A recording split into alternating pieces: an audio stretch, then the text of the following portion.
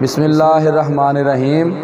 قمقام T V channel میں ہم آپ کو خوش آمدید کہتے ہیں۔ دوستو، آج کی ہماری جو ویڈیو ہے وہ خاص کر کے ان دوستوں کے لیے ہے، ان مریضوں کے لیے ہے جن کے شہوانی خیالات تو بہت عروج پہ ہوتے ہیں لیکن عملاً وہ صفر ہوتے ہیں، اور خشکی بھی جن لوگوں میں بہت زیادہ ہوتی ہے ان کے لیے بھی یہ دوا نہایت مفید ہے۔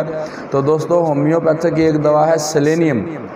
سیلینیم ان لوگوں کے لیے نہایت مفید دوا ثابت ہوتی ہے جن کو شہوت بہت زیادہ آتی ہو اور ان کے جو شہوانی خیالات ہیں وہ بہت زیادہ ہوتے ہوں، لیکن کمزوری ان کو بہت زیادہ ہو کہ شہوانی خیالات ہونے کے باوجود، شہوت ہونے کے باوجود بھی وہ صفر ہوں۔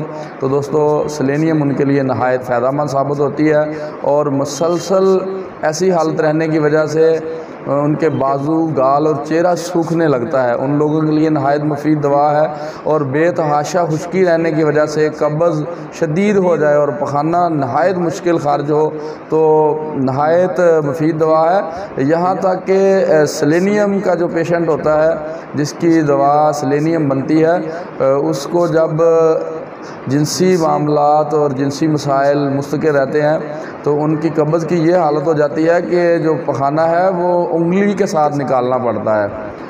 تو ایسے دوستوں کے لیے سیلینیم انتہائی مفید دوا کے طور پر ثابت ہوگی۔ اور سیلینیم کی رہنما علامات میں سے ایک علامات ہے سوکھا پن۔ جیسے انسان کے جسم، بازو، چہرہ اور گالیں اور رانیں سوکھنے لگتی ہیں، اسی طرح بعض لوگوں پہ سیلینیم کے متعلقہ مریض کی علامت یہ ہوتی ہے کہ ان کے نفس میں انتہائی سکڑاؤ پیدا ہو جاتا ہے۔ تو ایسے لوگوں میں سیلینیم انتہائی مفید ثابت ہو سکتی ہے۔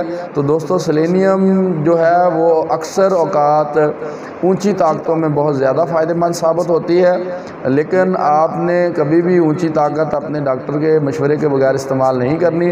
آپ 30 سے 200 طاقت میں سیلینیم کا استعمال کر سکتے ہیں، دن میں 3 مرتبہ سے 4 مرتبہ استعمال کر سکتے ہیں۔ کھانا کھانے سے 2 گھنٹے بعد یا کھانا کھانے سے 1 گھنٹہ پہلے آپ سیلینیم کا استعمال کر سکتے ہیں، جس سے آپ کو خاطر خواہ فائدہ ہوگا۔ تو دوستو، اگر آپ فری آن لائن کنسلٹیشن حاصل کرنا چاہتے ہیں اور اپنی علامات کے مطابق اپنی دوا پوچھنا چاہتے ہیں تو اسکرین پر دیے گئے نمبر پر آپ رابطہ کر کے اپنی دوا پوچھ سکتے ہیں۔ نئی ویڈیو تک کے لیے ڈاکٹر راجہ ابو قمقام ہاں کو اجازت دیجیے، تب تک کے لیے اللہ حافظ۔